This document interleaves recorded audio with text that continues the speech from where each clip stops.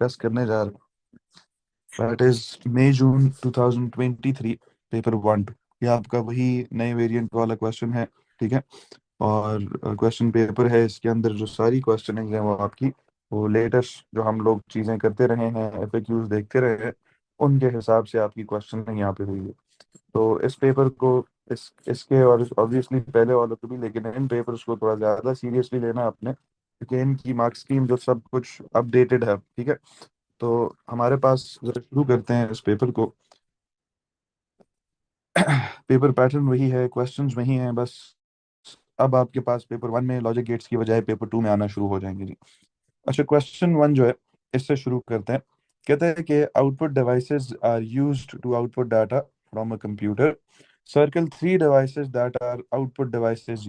नीचे कौन सी डिवाइसेस हो सकती हैं जो कि आउटपुट होंगी। जरा सिर्फ आउटपुट नहीं बताएंगे हमें, बाकी डिवाइसेस का भी हम काम देखेंगे। एक्चुएटर्स हम कहते थे, ये वो वाल्व्स होते हैं, मोटर्स होती हैं, या बटन्स होते हैं जो कि आपके पास किसी भी काम को कैरी आउट करते हैं। तो इसको हमने एक आउटपुट डिवाइस के अंडर पढ़ा था। ठीक है। डिजिटल वर्सटाइल डिस्क, एक डिस्क होती है जिसपे डाटा स्टोर होता है, तो ये आपके पास स्टोरेज डिवाइस है। Keyboard use to input data to a computer, तो ये एक इनपुट डिवाइस है। Microphone is use to input audio to a computer, तो ये भी एक इनपुट डिवाइस है। माउस पॉइंटिंग डिवाइस है आपके पास, जो कि कंप्यूटर में इनपुट के लिए यूज होती है।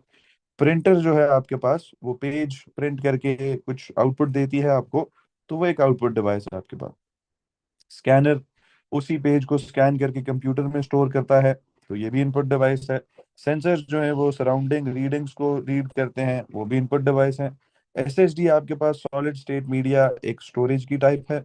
और आपके पास स्पीकर जो है वो आवाज को आउटपुट करते हैं, तो आपके पास आउटपुट डिवाइस है। ठीक है, ये आपकी रिवीजन के लिए आपको बता रहा हूँ। तो एनसर्कल करना था हमने, एक एक्चुएटर को किया। दूसरा हमारे पास printer is an output device. तीसरा हमारे पास speaker is an output device, जिसके हमें बच्चों 3 मार्क्स इधर सीधे सीधे मिलेंगे जी।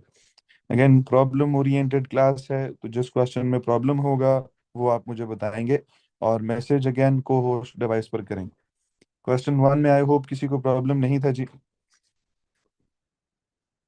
कोई ऐसा बच्चा जिसको क्वेश्चन वन में प्रॉब्लम आया हो?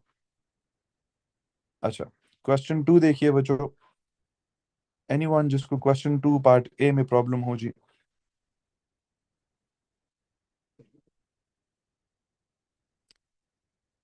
क्वेश्चन टू पार्ट बी बच्चों किसी को प्रॉब्लम हो? अच्छा चलें जी। टू ए में भी अब्दुल्ला, चलो टू ए भी देख लेते हैं बच्चों। टू ए कहता है binary numbers can be converted to hexadecimal. हमें बिल्कुल पता है कि बाइनरी नंबर्स हेक्साडेसिमल में कन्वर्ट हो सकते हैं। कहता है convert to binary numbers to hexadecimal. Binary to hexadecimal की बच्चों हम लोगों ने जो कन्वर्जन थी वो सीखी, ऐसे थी कि हम वो 1248 का टेबल बनाते हैं और हम उसमें वैल्यूज कंप्लीट कर लेते हैं। या आप इसी के ऑपोजिट काम ये भी कर सकते थे कि हम चार चार नंबर्स की ग्रुपिंग करते हैं, और हम कहते हैं कि हर एक चार नंबर्स का जो ग्रुप है वो मिलकर एक नंबर बनाएगा। तो मेरे पास ये 1001 और 0011, इसको कन्वर्ट करना है बच्चों टू हेक्साडेसिमल। तो मैं क्या करूंगा कि ये चार, starting from the right side, चार चार नंबर्स को ग्रुप करूंगा और इन पे वही पावर मल्टीप्लिकेशन एडिशन लगाऊंगा। तो 1248 ये बनेगा, और 1248 इसकी प्लेस वैल्यूज बनेंगी। यहाँ से आई गेट 8+1, एंड यहाँ से आई गेट 2+1। तो 8+1 इज, सॉरी, 8+1 इज 9, और 2+1 इज 3। तो मेरे पास पहला हेक्साडेसिमल नंबर जो है वो 93 बनेगा। और सॉरी, हेक्साडेसिमल जो है उसकी बेस 16 होती है। तो आप 93 बेस 16 ऐसे लिखेंगे। बेस याद रखिएगा, छोटा सा एक प्रीफिक्स लिखते हैं हम पूरा। कौन याद कर रहा है इस वक्त? पूरा बड़ा हम वैल्यू उसको नहीं लिखते, एज अ नंबर नहीं लिखते। इसी तरह आपके पास जो दूसरा नंबर है, दैट इज 0000। अच्छा, और साथ 1101 ऐसे वैल्यू है। इसको भी कन्वर्ट करना है हेक्साडेसिमल में। तो आपके पास आप राइट साइड से शुरू करेंगे और फिर से चार चार नंबर्स के ग्रुप्स बनाएंगे। ठीक है। तो हमारे पास इसको भी जब हम कन्वर्ट करेंगे वो 1248 करके, तो यहाँ से आई गेट 0 बच्चों, और इधर से 8 + 4 + 1 आएगा। तो इधर से आई गेट 12 + 1 13, और यहाँ से मेरे पास 0 होगा। और मुझे बताइए हेक्साडेसिमल 13 को कैसे लिखता है जी? तभी मैं कहूँ कासिम इतनी छींके क्यों आ रही है। हेक्साडेसिमल कैसे लिखता है जी 13 को? As capital D. तो हमारे पास यहाँ से जो जवाब आएगा वो 0D होगा, 0 मिस नहीं करना बच्चों। ठीक है, 4 मार्क्स में से एक एक मार्क हर एक डिजिट का है, तो 0 का भी 1 मार्क है। अच्छा, बी पार्ट पे आते हैं। अच्छा, कन्वर्जन्स बच्चों जब हम करते थे, एक क्विक सा रिकॉल देख लो। हम कहते थे कि हमारे पास, हम जो नंबर सिस्टम्स अंडरस्टैंड करते हैं दे आर डेनरी, और हेक्साडेसिमल्स और बाइनरीज क्योंकि हम समझते नहीं है, तो हम उनको कहते हैं अदर नंबर सिस्टम्स। ठीक है, जब हम डेनरी से अदर नंबर सिस्टम्स किसी में भी जाते थे, respective of the type of number system, हम कहते थे कि हम इधर से प्राइम फैक्टराइजेशन का मेथड इस्तेमाल करते हैं। ठीक है, और इसी तरह जब वापस अदर से डेनरी में आते थे तो हम कहते थे हम, very good, PMA, power multiplication addition इस्तेमाल करते हैं। और इसी तरह जब आप हेक्सा से बाइनरी जाते हैं, तो आप हेक्साडेसिमल से बाइनरी जाते वक्त वो 1 2 4 8 वाला जो टेबल था उसका इस्तेमाल करते हैं। और बाइनरी से हेक्साडेसिमल आते हुए आप वो हर 4 बिट्स को ग्रुप करते हैं। ठीक है, और उन 4 बिट्स को ग्रुप करके आप एक हेक्सा वैल्यू बनाते हैं। ठीक है जी। अच्छा, अब जरा बी पार्ट देखिए बच्चों, जो कि जिसमें कंफ्यूजन हो रही है, इसको हम अंडरस्टैंड करते हैं। बी पार्ट में कहते हैं कि a value is stored as a binary number in a register, और वो उसने बाइनरी नंबर आपको दे दिए। कहते हैं a logical shift of 3 places is performed on the binary number. और कौन सी शिफ्ट है? लॉजिकल राइट शिफ्ट है। कहते हैं complete the binary register to show its contents after its logical right shift. Logical shift to the right का मतलब है कि राइट मोस्ट बिट से स्टार्ट करो, और 3 प्लेसेस का मतलब है कि उस बिट को उठाओ। जैसे ये 0 है, राइट मोस्ट बिट, इसको उठाना है और इसको 3 places to the right move करना है। तो ये 1 2 3 places to the right move किया, तो बच्चों ये तो रजिस्टर से बाहर आ गया। ठीक है, इसी तरह इस 1 को भी उठाकर 3 places to the right move करूंगा, तो ये 1, ये 2 और ये 3, ये भी रजिस्टर से बाहर आ गया। इसी तरह इस 0 को 3 प्लेसेस उठाकर मूव करो, तो ये 1, ये 2 और ये 3, ये भी रजिस्टर से बाहर आ गए। जबकि ये 1 जो है, ये 3 प्लेसेस, 1 2 3 प्लेसेस राइट पे शिफ्ट होकर इधर आ जाएगा। इसी तरह बाकी सारे नंबर्स इनकी जगह लेते रहेंगे। तो आपके पास जो अपडेटेड नंबर बचेगा वो 1 1 1। जब हर number to the right jump करेगा 3 प्लेसेस, आपके पास ऐसे बच्चों एक जवाब बनेगा। और मुझे बताइए, जो एक्स्ट्रा बिट्स होती हैं उनको हम किससे फिलअप करते हैं जी? जिनका जवाब वैल्यूज नहीं लिखी होती, उनको हम जीरो से फिलअप करते हैं, उनकी जगह हम जीरोज आकर लिखते हैं। तो मेरे पास यहाँ पर ये लॉजिकली शिफ्टेड एक जवाब बनेगा जी। अच्छा, मुझे बताइए यहाँ से इसी के सेकंड पार्ट में कहता है state one effect this logical shift has on the binary number. तो मुझे बताइए, जब लॉजिकल शिफ्ट करते करते बच्चों आपके पास वंस लूज होना शुरू हो जाए, तो हम क्या कहते हैं जी? हमारे पास क्या होता है? जवाब को हम क्या कहते हैं जब वैल्यूज लूज होना शुरू हो जाए? तो हम कहते हैं कि हमारा जो जवाब है वो एक्यूरेट नहीं रहेगा, वो ओवरफ्लो कर जाएंगी वैल्यूज। ठीक है, वेरी गुड।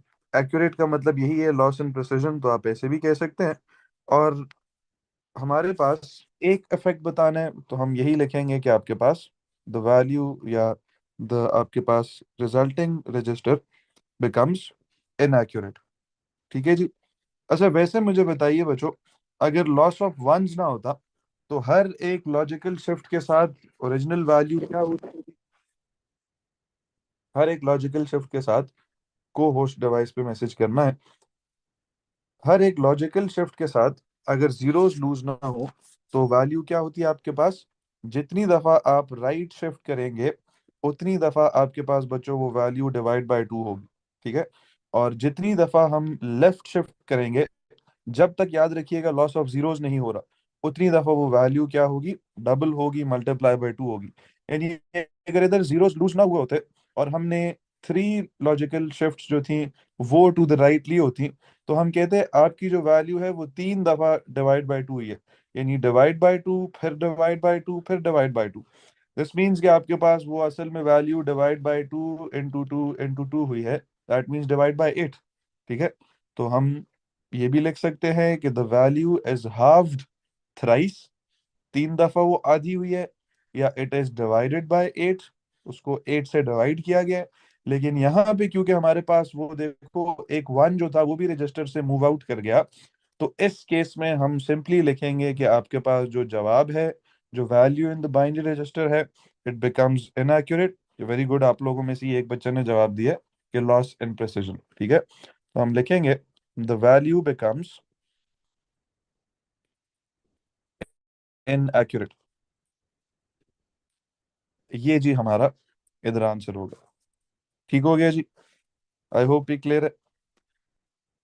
अच्छा, इसी तरह इसके सी पार्ट पे कहते हैं give two reasons why a programmer may use hexadecimals to represent binary numbers. बच्चों, प्रोग्रामर्स हेक्साडेसिमल में बाइनरी नंबर्स को क्यों रिप्रेजेंट करते थे जी? वेरी गुड, उनको इजियर होता था टू अंडरस्टैंड। जब they were easier to understand तो इसका मतलब है कि इजियर टू आइडेंटिफाई एरर्स होता था उनमें। जब it was easy to identify errors तो very good is what it was easy to debug आपके पास एरर्स।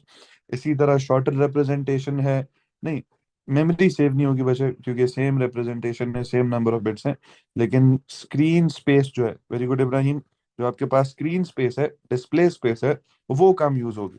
तो हम यहाँ पर कह सकते हैं, आप ही जवाबों को मैं उठाकर लिखूंगा कि क्यों प्रोग्रामर ने यूज किया है। हर इस वो यूजेस में आता है, वो रीजंस में नहीं आता। ठीक है, डिस्प्ले एरर कोड जो है वो यूजेस हैं, इसके रीजन नहीं है। अच्छा, तो हमारे पास एक तो ये आपके पास इजी टू अंडरस्टैंड है। ठीक है, इसी तरह हमारे पास इसके अंदर easier है to identify and debug errors बच्चों। इसी तरह हमारे पास हम कहते हैं ये एक शॉर्टर रिप्रेजेंटेशन है। और हम इसके साथ साथ ये भी कहते हैं कि आपके पास जो स्क्रीन पे स्पेस है वो लेस डिस्प्ले स्पेस यूज होती है। मुझे बताओ, इस आखिरी पॉइंट जो मैं लिख रहा हूँ, लेस डिस्प्ले स्पेस यूज्ड, इसमें तो किसी को कोई कंफ्यूजन नहीं है कि इसका क्या मतलब है? Less display space used by hexadecimal बच्चों। ठीक है जी।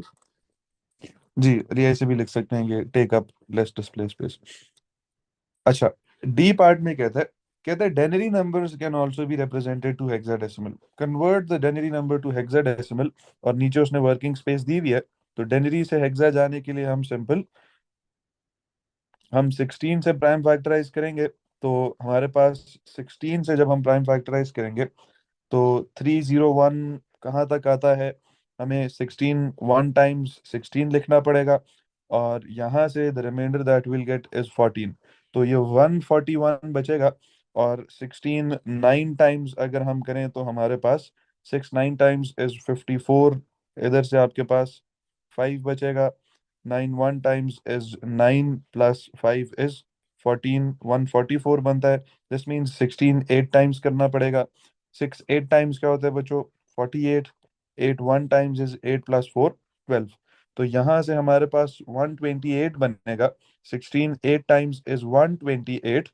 और 128 141 में से 128 निकालें तो हमारे पास रिमाइंडर क्या बचता है बच्चों? इसको भी वर्किंग स्पेस लिखी दी हुई है तो यूटिलाइज करते हैं। आपके पास ये 3 बच जाएगा। 11 - 8 इज 3। 3 - 2 इज 1, यहाँ से आपके पास 0। तो 18 आपके पास आएगा और रिमाइंडर 13 आएगा। क्या यहाँ पे मुझे रोक देना चाहिए जी? बिल्कुल, ऐसे भी कर सकते हैं हारिस। क्या यहाँ पे रुक जाना चाहिए? नहीं, वेरी गुड। हम फिर से 16 से करेंगे, दोबारा से 16 1 टाइम 16 और रिमाइंडर 2 आएगा जी। तो यहां से जब आई ड्रॉ दैट एरो तो 1 2 13 जवाब होगा, जो कि आपके पास 13 को हम रिप्रेजेंट करेंगे बाय डी। तो I get my answer as 1 2 D बच्चों। ठीक है, देखिए जी, आगे चलते हैं जरा क्वेश्चन 3 में। क्वेश्चन 3 बताओ जी, describe how text is converted to binary by keyboard. इसमें किसी को कोई प्रॉब्लम है बच्चों? वैसे टेक्स्ट बाइनरी में कैसे कन्वर्ट होता है? हमने क्या कहा था कि कीबोर्ड के पास each character has its own ASCII value. whenever a key is pressed, तो आपके पास एक सिग्नल इज जनरेटेड और उसकी ASCII value is sent to the computer. फिर वो आपके पास कन्वर्ट की जाती है using an analogue to digital converter to ones and zeros. I hope इसमें प्रॉब्लम नहीं है सिवाय अहद के। बी पार्ट देखिए जी। बी पार्ट में किसी को प्रॉब्लम बचो?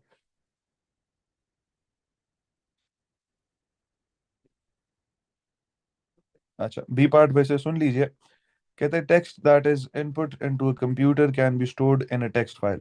A text file can be compressed using lossless compression. State what effect this has on the file size. Compression से क्या इफेक्ट पड़ता है जी फाइल साइज पे? Very good Haris, the file size is reduced. अच्छा, describe how lossless compression compresses the text file. वो कैसे होगा जी? हम कहते हैं कि हमारे पास लॉसलेस जो है वो क्या यूज करता है? रन लेंथ एनकोडिंग यूज करता है, जिसमें वो आइडेंटिफाई करता है क्या चीज जी? Adjacent strings of repeated data. और जहां पर इसको वो एडजेसेंट स्ट्रिंग्स मिलती हैं, उन एडजेसेंट स्ट्रिंग्स को उठा कर ये रिप्लेस करता है बाय एन इंडेक्स या बाय अ कोड। और वो जितनी दफा वो नंबर ऑफ टाइम्स वो रिपीट हो रहे हैं, उसको भी अपने पास स्टोर कर लेता है। ठीक है। इन सारे पॉइंट्स को आपको सिंपली इन सेंटेंसेस लिखेंगे तो आपके पास ये कंप्लीट लॉसलेस कंप्रेशन जो है ये कंप्लीट होती है। अब ये चीजें देखो हम इतनी दफा कर चुके हैं कि आप मेरे से पहले जवाब लिख रहे होते हैं। ठीक है जी। अच्छा, इसके थर्ड पार्ट में दो reasons why the text file में हैव बीन कंप्रेस्ड। हमारे पास वो टेक्स्ट फाइल जो है वो क्या करेगी? To save storage space. ठीक है। या आपके पास टू ऑक्यूपाई लेस स्टोरेज। ये सारे पॉइंट्स मैं इकट्ठे ही लिख रहा हूँ। To occupy less storage. इसी तरह अगर उसको अपलोड डाउनलोड करना है तो हमारे पास हायर अपलोड स्पीड या आपके पास डाउनलोड स्पीड जो है वो भी आपके पास हायर होगी, क्योंकि उसकी जो डाटा है वो साइज फाइल साइज कम है। इसी तरह वेरी गुड शाहजेब, जो CPU है उसको प्रोसेस ज्यादा नहीं करना पड़ेगा, तो वो लेस प्रोसेसिंग पावर यूज होगी। इसी तरह जब इस डाटा को अपलोड डाउनलोड कर रहे होंगे तो हमारे पास जो बैंडविड्थ है वो लेसर रिक्वायर होगी, यानी इंटरनेट की इतनी ज्यादा जरूरत नहीं होगी, तो लेस बैंडविड्थ रिक्वायर्ड। ये सब हमारे पास देखो अगेन जिनकी रिविजन हुई हुई हैं तो वो बहुत तेजी से मुझे आंसर कर रहे हैं। Very good. तो ये हमारे पास सारे फायदे हैं, रीजंस हैं, इनमें से दो उठा के आपने लिखना। ठीक है जी। अच्छा अलिया बच्चे, लेस स्टोरेज स्पेस आपने लिखा है, लेकिन less storage space is an incomplete point. आपने बताना है कि क्या वो लेस स्टोरेज स्पेस ऑक्यूपाई करेगा या लेस स्टोरेज स्पेस फ्री करेगा।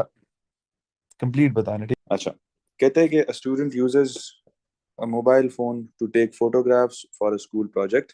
और कहते हैं कि the student needs to transmit the photographs to their computer। वो photographs उसने अपने कंप्यूटर पे भेजनी है, ट्रांसमिट करनी है।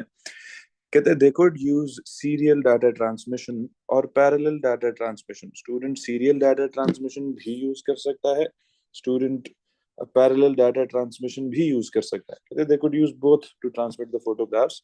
Describe how photographs would be transmitted using serial data transmission. बच्चों, हाउ का उसने कॉन्सेप्ट आपसे पूछा है कि आपके पास वो कैसे जो आपकी रिकॉर्डिंग या वो जो फोटोग्राफ्स हैं वो कैसे आपके पास ट्रांसमिट होंगी। हाउ, तो हम बोलते थे हमारे पास, देखो हमने दो बातें याद की थी कि हमारे पास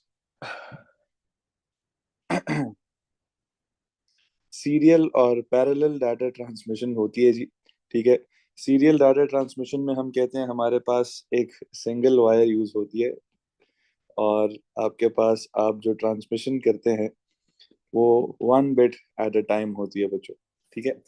और इसी तरह हम कहते हैं कि हमारे पास पैरेलल जो होती है वो आपके पास मल्टीपल वायर्स या इनको हम चैनल्स भी कहते हैं। और आपके पास क्या होता है मल्टीपल वायर्स पे? Multiple bits eight a time हम ट्रांसमिट करते हैं। ठीक है जी। प्लीज, खुदा का वास्ता है, कौन हो भाई, कौन हो तुम लोग? अच्छा, खैर, ए पार्ट वन में कहते हैं कि how photographs would be transmitted using serial data transmission. तो हम बताएंगे कि हमारे पास a single wire is used.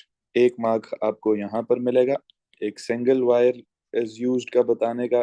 और हम साथ बताएंगे to send one bit at a time, इसका आपको सेकंड मार्क मिलेगा जी। ठीक है, यहाँ पे उसने कोई डायरेक्शन की बात नहीं कही। ठीक है, और कोई इसने ये नहीं बोला कि आपके पास simplex duplex half duplex transmission है। तो हमारे पास, हम इसीलिए उसका जिक्र नहीं करेंगे कि कहाँ से ट्रांसमिशन कितने रास्तों में हो सकती है, कितने रास्तों में नहीं हो सकती। बाय बाय जी, बाय बाय। देखो जी, इसी तरह सेकंड पार्ट कहते हैं give two benefits of transmitting the photographs using serial data transmission. तो जो सीरियल डाटा ट्रांसमिशन के थ्रू डाटा जो उसने ट्रांसमिट किया है, उसके दो एडवांटेजेस बताने। देखो, ये तो हमें बहुत अच्छे से पता है कि हमारे पास जो सीरियल डाटा ट्रांसमिशन है वो, हम कहते हैं कि one bit at a time भेजती है। तो दिस मीन्स कि ये ट्रांसमिशन स्पीडी तो नहीं हो सकती। ट्रांसमिशन का जो रेट है वो स्लोअर होगा, वो लोअर होगा। लेकिन हमारे पास फायदा क्या होता था one bit at a time भेजने से, कि हमारे पास, हम कहते थे कि जो डाटा जो था वो करप्ट नहीं होता था या मिक्सअप नहीं होता था। और हम कहते थे कि मिक्सअप के लिए हमने एक दूसरा लफ्ज इस्तेमाल किया था, वो स्क्यूड का। ठीक है, यार प्लीज चैट में हरेस करना छोड़ दो मुझे। अच्छा जी, इसी तरह हमारे पास कहते हैं कि दो बेनिफिट्स बताएं। तो एक हम बताएंगे कि हमारे पास less chances of corruption of data हैं। और हमारे पास करप्शन ऑफ डाटा के लेस चांसेस क्यों हैं? क्योंकि आपके पास एक सिंगल वायर यूज हो रही है, उसमें आपके पास मल्टीपल वायर्स नहीं है, तो वो मिक्सअप होकर एक ऑर्डर में नहीं पहुंचेंगे। वो आपके पास मिक्सअप हो जाएंगे, जब सिंगल वायर होगी तो उसमें नहीं होंगे। ठीक है, और हमारे पास जब वो कहता है कि जब सिंगल वायर है, तो एक तो आप प्रॉब्लम जल्दी आइडेंटिफाई कर सकेंगे। ठीक है, दूसरा आपके पास डाटा स्क्यू अप नहीं होगा। Very good Mahad, it is cheaper, it is a cheaper option. ठीक है हमारे पास, तो हम सारे एडवांटेजेस लिख सकते हैं। हमारे पास लेस चांसेस नहीं, बल्कि डाटा स्क्यू अप होगा ही नहीं। तो हमारे पास हम लिखते हैं कि जो आपका डाटा है, it doesn't get skewed up. ठीक है जी, कि आपके पास वो मिक्सअप ऑफ बिट्स अकर नहीं होता। आई होप ये क्लियर है।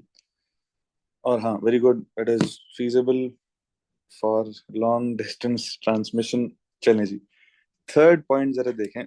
कहते हैं state one benefit of student using parallel data transmission instead of serial data transmission. तो पैरेलल डाटा ट्रांसमिशन को यूज करने का फायदा क्या है? वो जो सबसे बड़ा, कि हमारे पास जो डाटा का ट्रांसफर रेट है वो हमारे पास ज्यादा हो जाता है। तो हम कहते हैं faster rate of data transmission. ये आपके पास सबसे बड़ा फायदा था of parallel data transmission.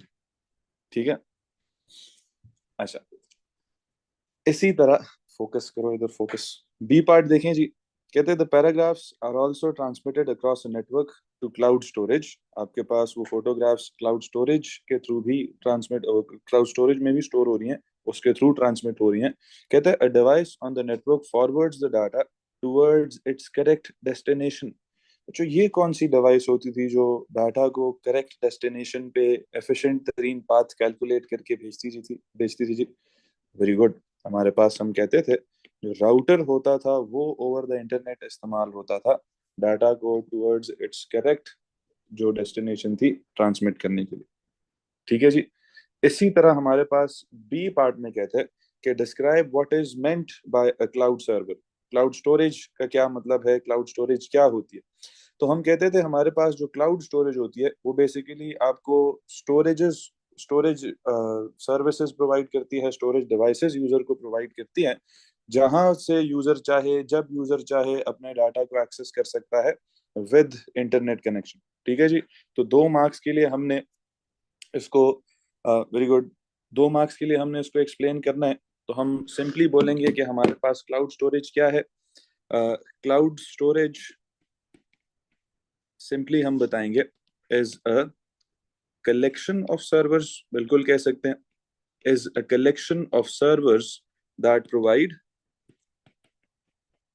that provide storage facilities या storage space, हम इसको कह सकते हैं remotely.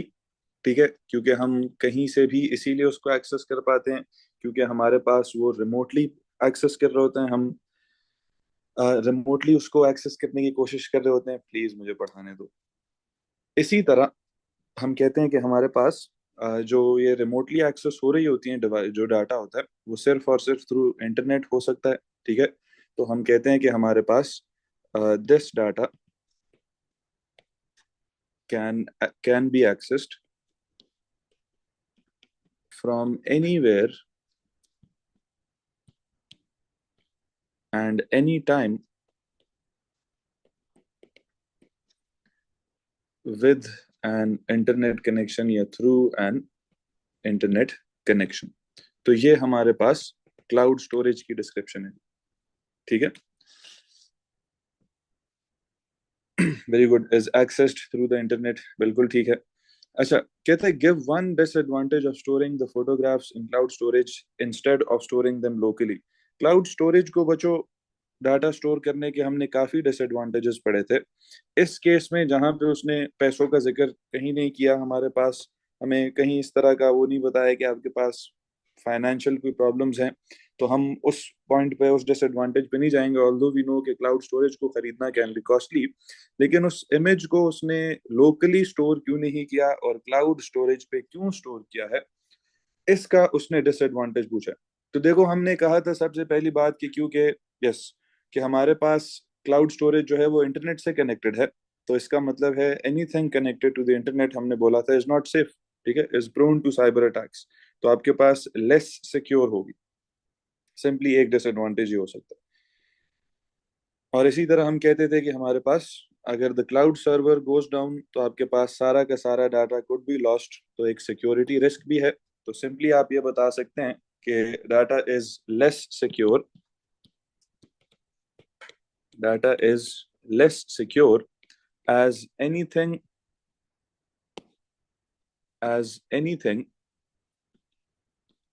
Connected to the internet. बचो, ये बात हम बड़ा क्लियरली समझ चुके हैं। As anything connected to the internet is exposed या इज प्रोन टू, हम कहते हैं, साइबर अटैक्स या साइबर थ्रेट्स आपके पास। This is the greatest disadvantage. ठीक है, यस यस आई विल। अच्छा खैर, आगे आते हैं क्वेश्चन 5 में। कहते हैं programmer writes a computer program using a high level language. कहते हैं tick one box to show which statement is correct about writing computer programs in a high level language. Computer programs को high level language में हम लिख रहे हैं, बताइए कौन सी एक स्टेटमेंट है कि वो करेक्ट है about writing the programs in a high level language. ठीक है जी, तो एक तो हमें कहता है कि mnemonics are use to create instructions. बच्चों, निमोनिक्स आपको याद होगा, हमने एक वो लिखा था, टाइप ऑफ कोड लिखा था हम जब वो सैम्पल एफएक्यूज कर रहे थे। एक हमने असेंबली लैंग्वेज कोड लिखा था जिसके अंदर मैंने आपको कुछ ऐसे वो LDA LDD समथिंग कुछ इस तरह करके दिखाया था।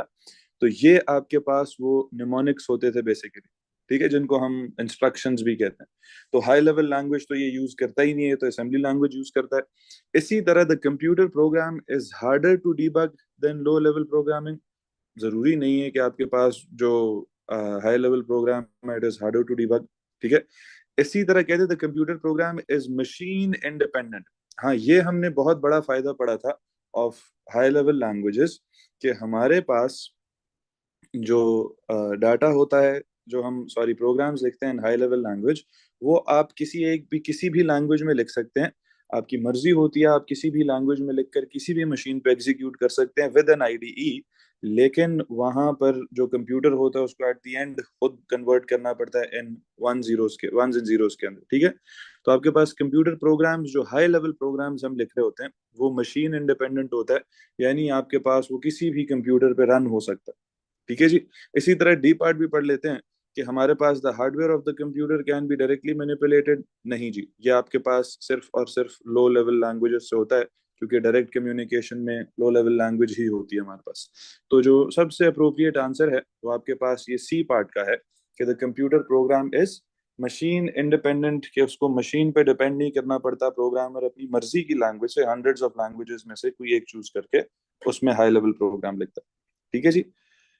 कहते हैं कि the programmer uses a compiler to translate the computer program. Describe how the compiler translates the computer program. देखो बच्चों, हमने दो किस्म के हाई लेवल ट्रांसलेटर्स पढ़े थे।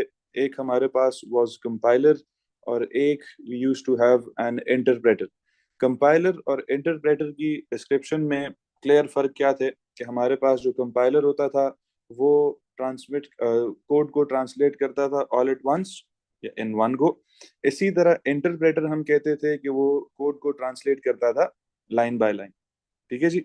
इसी तरह एक और बात हमने कही थी कि हमारे पास जो कंपाइलर होता है, जब वो इन वन गो सारे प्रोग्राम को ट्रांसलेट करता है, कन्वर्ट करता है इनटू लो लेवल लैंग्वेज, तो वो एक एग्जीक्यूटेबल फाइल क्रिएट करता है जिसको हम .exe फाइल कहते थे। Very good. इसी तरह हमारे पास इंटरप्रेटर को हम कहते थे कि वो आपको क्या करता है, हर लाइन को उसी वक्त ट्रांसलेट करता है, उसी वक्त एग्जीक्यूट करता है, जबकि compiler at the end of translation उसको एग्जीक्यूट करता है। एक और फायदा कंपाइलर का क्या होता था कि वो एक एरर रिपोर्ट जनरेट करता था अगर एरर्स हो। इंटरप्रेटर्स जो थे वो राइट अवे एरर्स को आपको डिस्प्ले करते थे। ठीक है जी। तो हमारे पास हम कहेंगे कि आपके पास ट्रांसलेट कंपाइलर क्या करेगा, हम लिखते हैं it translates high level programs it translates high level programs to machine code all at once या in one go। ये आप दोनों तरीकों से लिख सकते हैं। और इसी तरह हमारे पास हम कहते हैं कि ट्रांसलेट करता है और इसी के साथ साथ produces N executable file and produces N executable file. और इसी के साथ हम कहते हैं कि आपके पास अगर errors are found, if errors are found, तो वो क्या करेगा जी कंपाइलर, एक एरर रिपोर्ट जनरेट करेगा या एक एरर लिस्ट जो है वो जनरेट करेगा। तो ये हमारे पास 3 पॉइंट्स हैं जो कि इस कंपाइलर की डेफिनेशन को पूरा करते हैं। इसी तरह आप और एक्सटेंड करना चाहें तो आप लिख सकते हैं कि whenever the program is run या executed again, तो there is no need for a compiler। आपके पास there is no need to share the source code। बहुत सारी बातें थी जो हमने कही थी, लेकिन यहाँ पे सिर्फ हमें 3 मार्क्स चाहिए तो हमने 3 पॉइंट्स दे लिख दी थी। ठीक है। हमने कहा हमारा सारा का सारा प्रोग्राम जो है वो ऑल एट वंस होता है ट्रांसलेट। फिर हमने कहा कि अगर आपके पास अगर उसके अंदर एरर्स हो, अगर तो एरर्स हुई तो वो फिर तो ट्रांसलेट हो गई नहीं, हमने पढ़ा था। हमारे पास एरर्स हुई तो वो एरर रिपोर्ट जनरेट करेगा। अगर एरर्स ना हुई तो फिर एक एग्जीक्यूटेबल फाइल जनरेट होगी। ठीक है बच्चों। अच्छा, कहते हैं describe how the compiler reports errors. Compiler कैसे एरर रिपोर्ट करता है जी?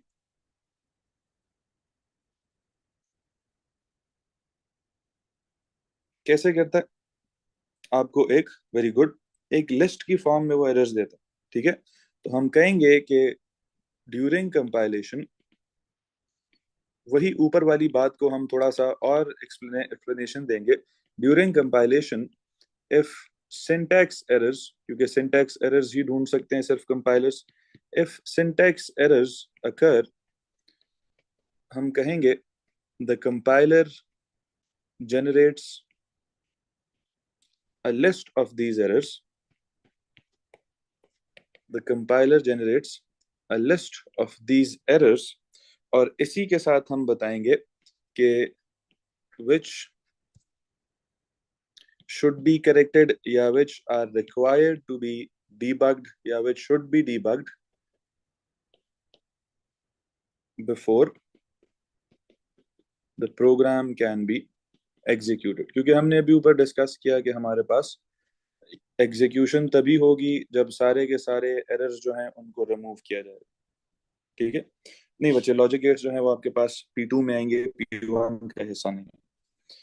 अच्छा, इसी तरह कहते हैं सी पार्ट में the programmer uses an integrated development environment IDE to create the computer program. कहते हैं one function of IDE is that it has a built in compiler, कि पहले से आपको कंपाइलर प्रोवाइड किया होता है IDEs ने। कहते हैं और फीचर्स बताइए, give 3 other common features of an IDE। Integrated development environment के बच्चों हमने पढ़ा था कि हमारे पास कंपाइलर भी होता है, हमारे पास इंटरप्रेटर भी होता है, ठीक है। एक और हमारे पास कॉमन फीचर तो यही आ गया। इसी तरह हम कहते थे कि हमें वो ऑटो कंप्लीशन या ऑटो करेक्शन ऑफ टेक्स्ट वो भी सजेस्ट करता है। फिर आपके पास वो मीनिंगफुल जो भी कीवर्ड्स होते थे उनको डिफरेंट कलर स्कीम्स देता है, that was known as pretty printing. तो हम इसमें से बहुत सारे हमने फीचर्स पढ़े थे, उनमें से आप कुछ भी लिख सकते हैं। जैसे फॉर एग्जांपल एक built in interpreter can be one, ठीक है। इसी तरह हमारे पास एक और हम कहते थे कि हमें एक रन टाइम इन्वायरमेंट और एक डीबगर प्रोवाइड करता है, तो आप वो भी लिख सकते हैं। इसी तरह मैं अगर लिखता हूँ मेरे पास ऑटो कंप्लीशन, ठीक है। आपने वन इन लाइन लिखना है, मैं क्योंकि ज्यादा पॉइंट्स है तो इसीलिए उनको ऊपर नीचे मिक्स करके लिख रहा हूँ। इसी तरह हमने कहा था कि ऑटो करेक्शन भी सजेस्ट करता है कॉन्टेक्स्ट सेंसिटिव होके।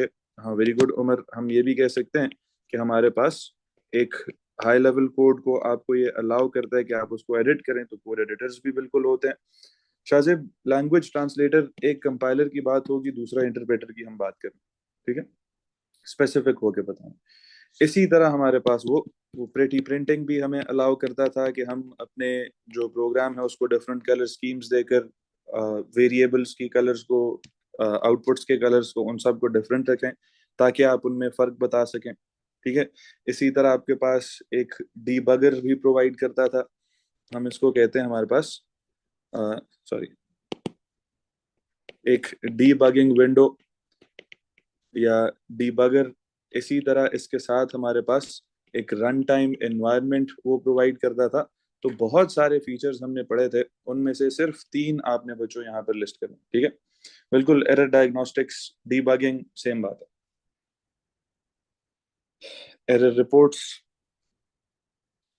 अच्छा, इसी तरह क्वेश्चन 6 पे आइए जी।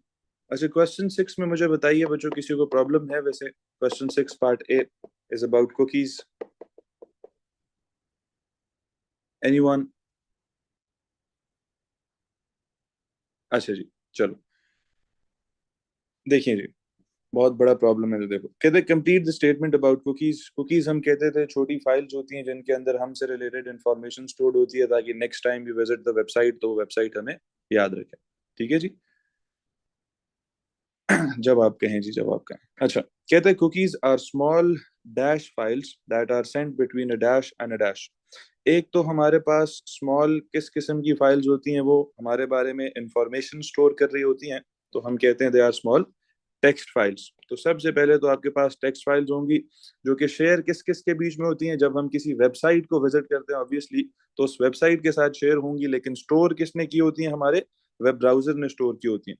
तो वो एक वेब ब्राउजर और एक वेब सर्वर के दरमियान बच्चों शेयर होती हैं, ताकि जब भी एक वेब सर्वर को हम विजिट करें तो हमारा ब्राउजर उसको हमारी इंफॉर्मेशन दे। कहते हैं dash cookies are stored in memory and not in the user secondary storage. Memory के अंदर जो टेम्पररी कुकीज होती हैं वो हमारे पास कौन सी होती थी जी? हम उनको क्या कहते थे? वो वेरी गुड सेशन कुकीज होती थी। सेशन कुकीज टेम्पररीली स्टोर होती थी। और हमारे पास हम कहते थे कि when the web browser is closed a dash cookie is lost. तो कौन सी कुकी गुम जाती थी हमसे? हाँ, उसका ऑर्डर आगे पीछे कर सकता हूँ।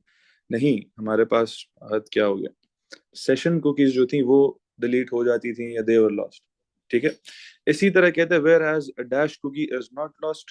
कौन सी कुकी नहीं गुमती हमारे पास? हाँ जी, कुकी नहीं गुमती, परसिस्टेंट कुकीज नहीं गुमती, ठीक है। अच्छा, इसी तरह बी पार्ट में कहता है 3 फंक्शंस बताइए बच्चों ऑफ अ कुकी। क्या फंक्शंस होते थे जी? 3। हम कहते थे कि हमारे पास हमारी जो पेमेंट इंफॉर्मेशन जो होती थी वो स्टोर करते थे, हमारे ईमेल पासवर्ड्स कुकीज स्टोर कर सकते थे, हमारी पर्सनल डिटेल्स जैसे अ, आपके एड्रेसेस, ये सारी चीज़ें। और हमारे पास जो यूज़र की प्रेफरेंसेस होती थी, फिर उसके बाद आपकी कोई वो शॉपिंग कार्ट होती थी, उसमें आइटम्स को स्टोर रखना, ठीक है। पेमेंट डिटेल्स, बिल्कुल अकाउंट नंबर्स नहीं, पेमेंट डिटेल्स, ठीक है। अच्छा, तो हमारे पास हम कह सकते हैं कि एक यूजर की पेमेंट डिटेल्स वो सब कुकीज स्टोर करते थे। इसी तरह हमारे पास दे स्टोर यूजर प्रेफरेंसेस, ठीक है। कि यूजर को अगर वो कुछ शॉपिंग कर रहा है तो किस किस्म की आइटम्स पसंद हैं, किस किस्म की शॉपिंग उसको पसंद है, बिल्कुल यूजर का पर्सनल डाटा। तो हम ये भी लिखेंगे स्टोर यूजर्स पर्सनल डाटा। इसी तरह हमारे पास एक यूजर की स्टोर यूजर्स लॉगिन डिटेल्स। इसी तरह यूजर की store items in an online या इन अ वर्चुअल शॉपिंग कार्ट, ये भी हम कहते थे। तो हमारे पास अगेन देखो बहुत सारे ऑप्शंस हैं जिनमें से आपको सिर्फ 3 उठाकर चूज करके लिखना है। तो हमने इतने मल्टीपल इसीलिए पढ़े थे, ठीक है। नहीं, बॉट आइटम्स नहीं, वो तो आपका ऑर्डर प्लेस होके कार्ट से उड़ जाता है, ठीक है। वो फिर ऑर्डर जो होता है वो आप कंपनी के साथ डायरेक्ट रिलेटेड होता है। अच्छा, इसी के साथ जरा आगे चलते हैं जी। क्वेश्चन 7 में कहते हैं a distributed denial of service attack is a cyber security threat. Draw and annotate a diagram to represent the process of a DDoS. अब ये आई होप सबको क्लियर है जी।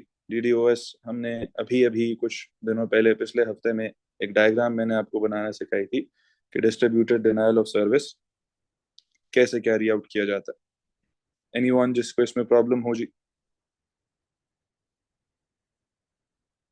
अच्छा,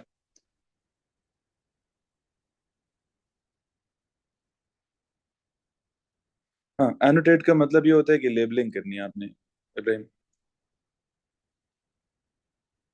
चलो मैं एक बार रिपीट एग्जैक्ट वही डायग्राम जो मैंने आपको पहले सिखाई थी उसी को रिपीट करता हूँ, ताकि आप लोगों को कंफ्यूजन ना हो। वो आप जिन्होंने नोट्स में बनाई थी या नोट्स में लिखी थी उन्हीं को हम यूज करते हुए जरा फर्दर आगे देखते हैं। मेरे साथ लास्ट टाइम मोइज ने शेयर की थी मेरा ख्याल है, तो उसी को वापस खोल दें। देखो जी, हमने कहा था कि हमारे पास एक यूजर जो है वो इंटरनेट को एक्सेस करने की कोशिश कर रहा है। और डिस्ट्रीब्यूटेड डिनायल ऑफ सर्विस क्या होता है कि हम बहुत सारे अटैक्स जो होते हैं वो यूजर के कंप्यूटर पे लॉन्च करते हैं, ठीक है। और उसके थ्रू क्या होता है कि अगर कोई यूजर या कोई भी यूजर किसी वेबसाइट को एक्सेस करने की कोशिश कर रहा है तो डीडीओएस जो है उसके थ्रू हम उस एक्सेस को या उस सर्विस को डिनाई कर देते हैं। यानी इतनी फेक रिक्वेस्ट भेजी जाती हैं, ठीक है, कि हमारे पास जो असल यूजर्स होते हैं वो वेबसाइट एक्सेस नहीं कर पा रहे होते। क्यों वेबसाइट एक्सेस नहीं कर पा रहे होते? क्योंकि हमारे पास जो वेब सर्वर होता है वो बिजी होता है उन फेक रिक्वेस्ट को डील करने में। तो हमने कहा था एक वेब सर्वर होगा बच्चों, ठीक है, जो कि हमारे पास थोड़ा सा नीटली ड्रॉ करना है, आप लोगों ने इसको मेरी तरह नहीं ड्रॉ करना। एक वेब सर्वर होगा हम कहते हैं, जो कि आपके पास सर्विसेज प्रोवाइड करेगा। अब एक वेब सर्वर है तो थोड़ा सा हम उसको एक स्टैंडिंग आप सीपीयू की तरह दिखा देते हैं और इसको मैं लेबल कर देता हूँ कि this is a web server, ठीक है। अब इस वेब सर्वर को अगर मैंने इससे जो सर्विसेज हैं वो हासिल करनी है तो एक कंप्यूटर हम कहते हैं कि एक लेजिटिमेट कंप्यूटर जब इस पे रिक्वेस्ट सेंड करता है, इसको हम ऐसे दिखाते हैं जी कि ये आपके पास एक लेजिट यूजर है, ठीक है, जो कि आपके पास एक रिक्वेस्ट सेंड करता है, सेंड्स अ रिक्वेस्ट, लेकिन वो रिक्वेस्ट डिनाई हो जाती है, वो पहुंच नहीं पाती। वो क्यों नहीं पहुंच पाती? क्योंकि हमारे पास जो वेब सर्वर है वो बिजी होगा। किस चीज में बिजी होगा? एक हमने बोला था कि हमारे पास वो अटैकर होता है, ठीक है। वो क्या करेगा? इसको हम अटैकर कह देते हैं या इसको हम हैकर कह देते हैं। इसने क्या करना है बच्चों? डिस्ट्रीब्यूटेड डिनायल ऑफ सर्विस है, तो इसने बहुत सारे जो कंप्यूटर्स होते हैं उन पे इसने अटैक करना है, ठीक है। ऐसे हम मल्टीपल कंप्यूटर्स दिखाते हैं, यानी जो डिस्क्रिप्शन आपने लिखी होती है बेसिकली उसी डिस्क्रिप्शन को आपने एज अ डायग्राम रिप्रेजेंट करना होता है। ये बहुत सारे कंप्यूटर्स जो हैं इनके ऊपर ये क्या करेगा? ये हैकर जो है हम कहते हैं attacks, hacker attacks the computers, ठीक है। और आपके पास हम कहते हैं कि इससे क्या होगा? ये बॉटनेट एक फॉर्म हो जाएगा, यानी बहुत सारे कंप्यूटर्स हैं जो कि अब उस अटैकर की बिडिंग करेंगे, ठीक है। और हमारे पास क्या होगा? ये कैसे बॉटनेट फॉर्म होगा हम बताएंगे कि एज malware इज डाउनलोडेड, तो आपके पास ये जो कंप्यूटर्स हैं they act as a bot network, ठीक है। अब ये जब आपके पास रिक्वेस्ट भेजेंगे बहुत सारी ये कंप्यूटर भी भेजेगा, ये भी भेजेगा, ये भी भेजेगा, बहुत सारे कंप्यूटर्स रिक्वेस्ट भेजेंगे। रिक्वेस्ट्स आर सेंट, ये एनोटेशन में करूं साथ साथ, request are sent for access of the website. ठीक है, तो हमारे पास वो लेजिट यूजर क्या होगा, जब बहुत सारी रिक्वेस्ट आएंगी तो हम बताते हैं कि हमारे पास वो जो सर्वर है, इट ब्रेक्स डाउन या स्टॉप्स सर्विसिंग एनी इंटरप्ट या स्टॉप सर्विसिंग एनी रिक्वेस्ट। ठीक है, क्योंकि हमारे पास ये जो बॉटनेट है या जो इलेजिटिमेट यूजर्स हैं, इन्होंने बहुत सारी रिक्वेस्ट भेज दी। तो हम जो डिस्क्रिप्शन लिखते थे हमारे पास, हम सिंपली उसी को इधर आकर डायग्राम के तौर पे दिखा देंगे जी। अगेन लेजिट यूजर की बात हमने कंप्लीट नहीं की कि लेजिट यूजर ने रिक्वेस्ट भेजी, हम इसको कहते हैं कि चलो जी रिक्वेस्ट सेंट, लेकिन हमारे पास हम कहेंगे यहाँ पर कि आपके पास सर्विस डिनाइड। क्यों सर्विस डिनाइड जी? क्योंकि आपके पास हमने आगे लिख दिया है कि वो जो सर्वर था इट ब्रेक्स डाउन। ठीक है, इसी तरह मैंने आपको लास्ट टाइम वो डीएनएस सर्वर्स को कैसे यूज किया जाता है टू एक्सेस अ वेबसाइट, उसकी भी डायग्राम बना के दिखाई थी जी। वो मैं आप लोगों से ग्रुप में शेयर भी कर दूंगा, मुझे बस एक बंदा याद करवा दीजिएगा। आई होप बच्चों ये क्लियर है।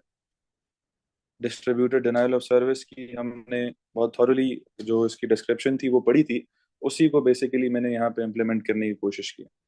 ठीक है, कि हमारे पास सर्वर सर्विसेज प्रोवाइड कर रहा होता है, आपके पास फेक रिक्वेस्ट इतनी ज्यादा भेजी जाती है कि सर्वर ब्रेक डाउन कर जाता है और लेजिटिमेट यूजर उस रिक्वेस्ट को या उस सर्वर को एक्सेस नहीं कर पाता। Again this is not the exact diagram जिसको आप उठाकर कॉपी पेस्ट करें तो आपको नंबर मिलेंगे। डायग्राम के अंदर वो सारी बातें होनी चाहिए जो डिस्क्रिप्शन पे होती हैं। ठीक है जी, मैं कर दूंगा मुझे वो भी।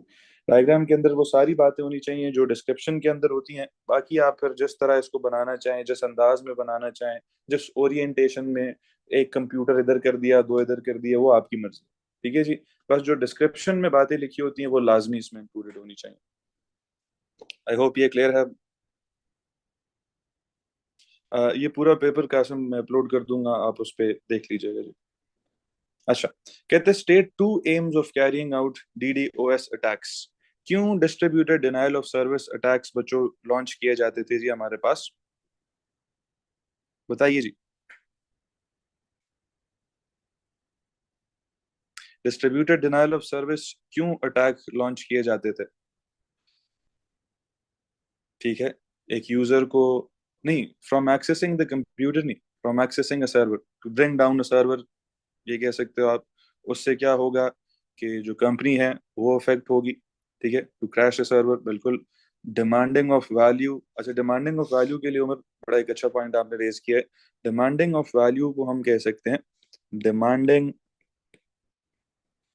रैंसम। ठीक है, डिमांडिंग रैंसम, ये आपके पास एक पॉइंट हो सकता है to prevent users from accessing the server. ठीक है, और आपके पास, अच्छा कुछ लोग, इसके मैंने जो पॉइंट्स लास्ट टाइम हम कर रहे थे डिस्कस इसको, तो हमने जब मार्क्स स्कीम चेक की थी तो आपके पास इसमें कुछ पॉइंट्स ऐसे भी थे, यस अहद, कि आप फॉर रिवेंज किसी से बदला लेना चाहें, आप पेटी हरकतें कर सकते हैं इस तरह की। इसी तरह अगर आप और भी ज्यादा पेटी हैं तो आप फॉर एंटरटेनमेंट भी इसको कर सकते हैं। ठीक है, और लोग करते हैं। तो ये आपके पास distributed denial of service attacks के एम्स होते हैं। ठीक है, इसी तरह और भी हम लोगों ने पढ़ा था, एक पॉइंट आपको मैंने लिखवाया था कि एथिकल हैकिंग कैरी आउट की जाती है। एथिकल हैकिंग में क्या होता है कि जानबूझ के एक सर्वर को अटैक किया जाता है to search for loopholes. तो हम कह सकते हैं कि हमारे पास, हम जो सिक्योरिटी है उसको चेक करने के लिए, जो सिस्टम की सिक्योरिटी है उसको चेक करने के लिए, टेस्ट करने के लिए भी रैंसमवेयर लॉन्च किया जा सकता है। तो हम to test the systems, to test the systems security, या हमारे पास हम कह सकते हैं लिमिट्स, कि वो कितने लोगों को सर्विस प्रोवाइड कर सकता है। ठीक है जी। अच्छा, कहते हैं give two security solutions that can be used to help prevent DDoS attacks. Cyber security में बच्चों बहुत सारे सॉल्यूशंस हमने पढ़े थे। Distributed denial of service attacks कैसे रोक सकते हैं जी? Very good Ahad. हम फायरवॉल्स का यूज कर सकते हैं, हम प्रॉक्सी सर्वर्स का यूज कर सकते हैं, हम एंटी स्पाईवेयर्स, एंटी मैलवेयर्स इनका इस्तेमाल कर, एंटी स्पाईवेयर नहीं, एंटी मैलवेयर्स वुड बी बेटर, कि हम उनका भी इस्तेमाल कर सकते हैं। ठीक है, तो हमारे पास एंटी मैलवेयर जो हैं वो भी आपके पास can be used to prevent these attacks. इसी तरह हमारे पास firewalls can also be used to prevent these attacks, और फायरवॉल्स का ज्यादा बेहतर वर्जन वाज प्रॉक्सी सर्वर्स, जिनको हम इस्तेमाल करके ये अटैक्स रोक सकते हैं। अच्छा जी, now moving on to question number 8। तो क्वेश्चन नंबर 8 को जरा पढ़ते हैं। हमें कहते हैं कि computer is connected to a network and assigned an IPv4 address. अच्छा, IPv4 एड्रेस, आईपी एड्रेस बच्चों याद करो जरा क्या होता था? किसी भी डिवाइस का एड्रेस ओवर द इंटरनेट, यानी basically virtual location of a device. अब इसमें हमने पढ़ा था कि ये हमारे पास वर्जन 4 भी हो सकता है, आईपी वर्जन 6 भी हो सकता है। इसी तरह इस एड्रेस की कुछ प्रॉपर्टीज थी कि ये पब्लिक और प्राइवेट भी हो सकता है, या हम कहते हैं कि हमारे पास ये डायनामिक यानी फिक्स्ड या स्टैटिक, सॉरी डायनामिक यानी चेंजिंग, या स्टैटिक यानी फिक्स्ड भी हो सकता है। तो हमारे पास सवाल क्या करता है, जरा पढ़ते हैं। ये थोड़ा सा आप लोग भी ना जहन में लिखा ना करें बेशक, लेकिन जहन में एक चेकलिस्ट से बना लिया करो जो भी टॉपिक होता है रिगार्डिंग दैट। अच्छा, अब इसी भी बल्कि IPv4 और IP वर्जन 6 में ही बात करें तो याद कीजिए हम कहते थे दिस इज हमारे पास 16 बिट एड्रेस, और सॉरी नॉट 16 बिट एड्रेस, इसको हम कहते थे ये हमारे पास, ये इस तरह करके हमारे पास 32 बिट का एड्रेस होता था, जबकि ये हमारे पास 128 बिट्स, यानी वो कहानी हमने उधर लिख दी गलती से, 16 बाइट एड्रेस होता था। ठीक है, और इसी तरह हमारे पास ये जो IP वर्जन 4 है, इसको हम कहते थे कि हमारे पास ये एक डेनरी एड्रेस होता है। IP वर्जन 6 हम कहते थे हमारे पास एक हेक्साडेसिमल में लिखा हुआ एड्रेस होता है। इसी तरह ये जो IP वर्जन 4 है हमारे पास, ये हम कहते थे कि इसमें 4 ग्रुप्स होते हैं of values ranging from 0 to 255। इसमें हमारे पास 8 ग्रुप्स होते हैं जिसकी हेक्साडेसिमल वैल्यू 0000 से FFF तक जाती है बच्चों। इसी तरह हम कहते थे यहाँ पे सेपरेशन बाय डॉट्स होती है, यहाँ पे सेपरेशन बाय कोलन्स होती है। ठीक है, खैर सवाल पढ़ते हैं। This was the revision. कहते हैं take one box to show which device would assign the IPv4 address to the computer. तो पहला ऑप्शन उसने DNS दिया है। DNS तो बच्चों क्या करता था, इसको हम किसी भी वेबसाइट का नाम प्रोवाइड करते थे और उस नाम के अगेंस्ट ये रिटर्न करता था आईपी एड्रेस, ये प्रोवाइड असाइन नहीं करता IP address. Network interface card अगर याद कीजिए तो एक और टाइप का एड्रेस होता था, फिजिकल एड्रेस, मैक एड्रेस जिसको हम कहते हैं, वो ये नेटवर्क इंटरफेस कार्ड प्रोवाइड करता था। राउटर्स जो है वो ISP से की मदद से हमें हमारा आईपी एड्रेस प्रोवाइड करते हैं। वेब एड्रेस तो वेब पेजेस बच्चों एक्सेस करने के लिए इस्तेमाल होता है। तो यहाँ पे router is the correct answer जिसके थ्रू हमें आईपी एड्रेस असाइन होता है।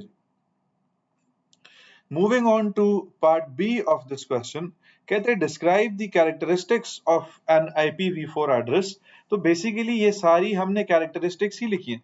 यहाँ पे हम बताएंगे कि based on this, तो हम कहेंगे IPv4 is a 32-bit long address, ऐसे करके, comma written in हमारे पास डेनरी number system.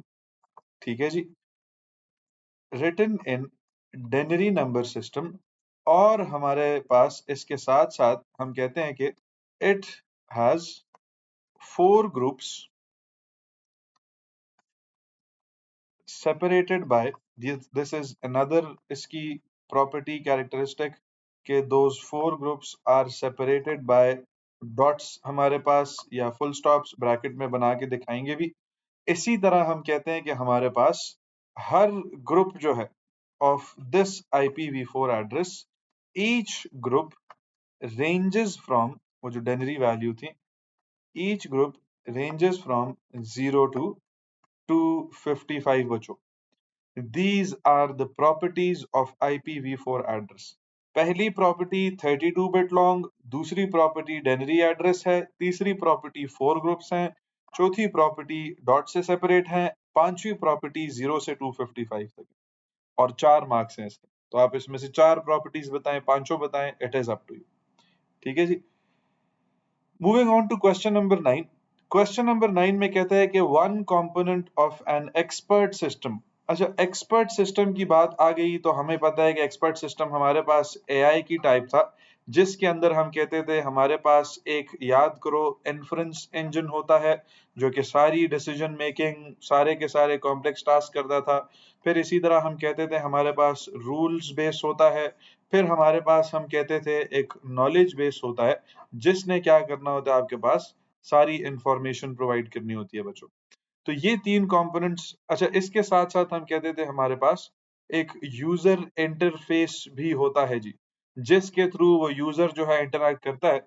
User interface basically आपके पास स्क्रीन हो सकती है, कोई माइक्रोफोन हो सकता है, कोई बटन्स हो सकते हैं। जैसे इस वक्त अगर आप फोन पे देख रहे हैं तो फोन के लिए user interface is the screen. Laptop पे देख रहे हैं तो लैपटॉप पे कीबोर्ड भी है, माउस भी है, आपकी स्क्रीन भी है। ये तीनों यूजर इंटरफेस हैं जी आपके लिए। तो सवाल पढ़ते हैं, कहते हैं one component of an expert system is the inference engine, identify the 3 other components in an expert system. तो अभी हमने कंपोनेंट्स लिस्ट आउट किए, तो हमारे पास इन्फ्रेंस इंजन उसने बता दिया है। हम यही लिस्ट आउट करके उसको दे देंगे कि एक आपके पास इज रूल्स बेस, सवाल ही वो आ गया। दूसरा हमारे पास इज द नॉलेज बेस। तीसरा हमारे पास इज द यूजर इंटरफेस, जिसको हम यूआई भी कहते हैं।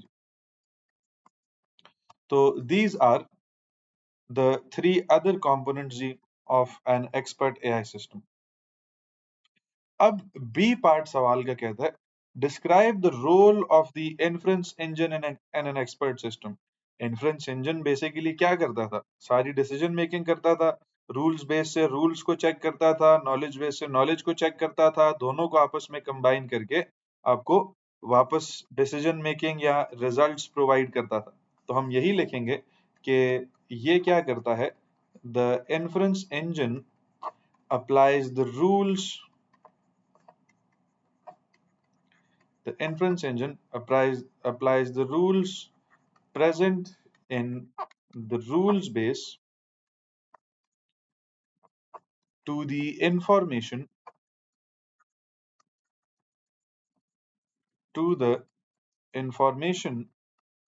present in the knowledge base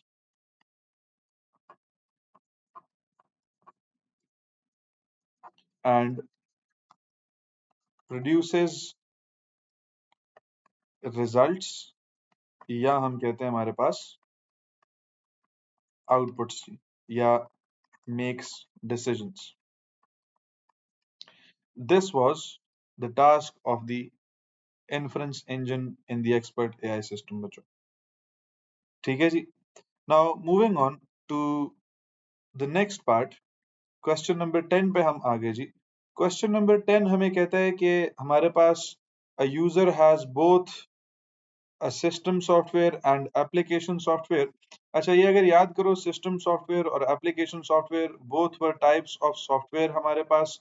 system software हम कहते थे कि हमारे पास वो सॉफ्टवेयर होते हैं जो कंप्यूटर सिस्टम को फंक्शन करने के लिए चाहिए होते हैं। तो इसमें हमारे पास वो ऑपरेटिंग सिस्टम आता था, यूटिलिटी प्रोग्राम्स आते थे सारे के सारे। एप्लीकेशन सॉफ्टवेयर हम वो कहते थे, याद करो, जो हम कहते थे यूजर्स अपने टास्क परफॉर्म करने के लिए इंस्टॉल करता है। जैसे हमारे पास गेम्स थी फॉर एंटरटेनमेंट, फिर इसी तरह जितनी डाटाबेसेस होती हैं to store information of the user. फिर हम कहते थे हमारे पास जो, जैसे माइक्रोसॉफ्ट वर्ड है, उसको कहते हैं वर्ड प्रोसेसर, ये हमारे पास यूजर को चाहिए होता था। कोई पीडीएफ रीडर्स, ये सब वर्ड प्रोसेसर्स होते हैं। इसी तरह आपके पास इसके अलावा कोई भी ऐसे एंटीवायरस सॉफ्टवेयर जब यूजर खुद इंस्टॉल जो कुछ करता है बच्चों, वो याद रखिएगा एक एप्लीकेशन सॉफ्टवेयर होता है जी। अच्छा, इसी तरह जरा सवाल पढ़ते हैं। कहता है describe the difference between system software and application software, give one example of each software in your answer. अच्छा, सवाल ही इसने ये पूछ लिया डिफरेंस क्या है between the system software and the application software, तो हम यही बताएंगे कि एन एप्लीकेशन सॉफ्टवेयर हमारे पास एन एप्लीकेशन सॉफ्टवेयर बच्चों is used to carry out the tasks of a user,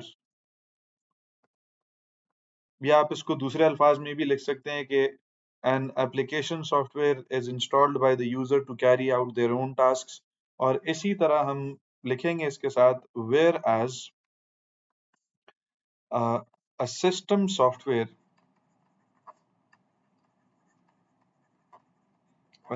software is used by the system या is used by the device to manage and control operations। ऐसे जी examples क्या है हमारे पास, ऊपर से जो आपको 3-4 एग्जाम्पल्स हमने बताई उसमें से एक एक एग्जाम्पल लिख लेंगे। जैसे हम कहते हैं ऑपरेटिंग सिस्टम जो है हमारे पास, ये एक एग्जाम्पल है। Operating system is an example of हमारे पास सिस्टम सॉफ्टवेयर। अच्छा, आप साथ ही एग्जाम्पल लिख सकते हैं। और इसी तरह हमारे पास एप्लीकेशन सॉफ्टवेयर के लिए हम बताएंगे कि सपोज कीजिए जैसे हमने ये भी पढ़ा था कि हमारे पास सोशल नेटवर्किंग एप्स जैसे WhatsApp, Facebook, Instagram, Snapchat are application software.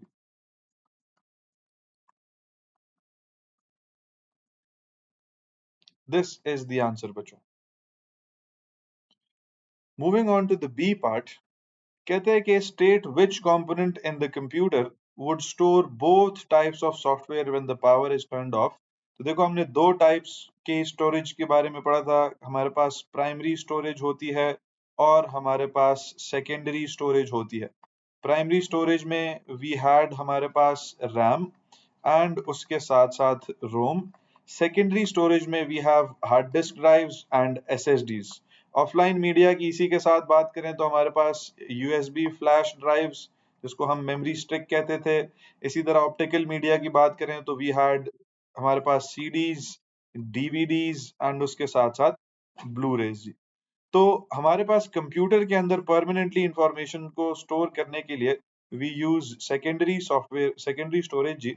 तो आप सिंपली वो कंपोनेंट का नाम लिखेंगे, दैट इज सेकेंडरी स्टोरेज, जो कि हर किस्म का सॉफ्टवेयर स्टोर कर लेती है। और अगर आप चाहें तो आप साथ लिख सकते हैं आपके पास हार्ड डिस्क ड्राइव्स और उसके साथ साथ सॉलिड स्टेट ड्राइव्स। इसकी शॉर्ट फॉर्म भी आप लिख सकते हैं एचडीडी, एसएसडी, ऐसे।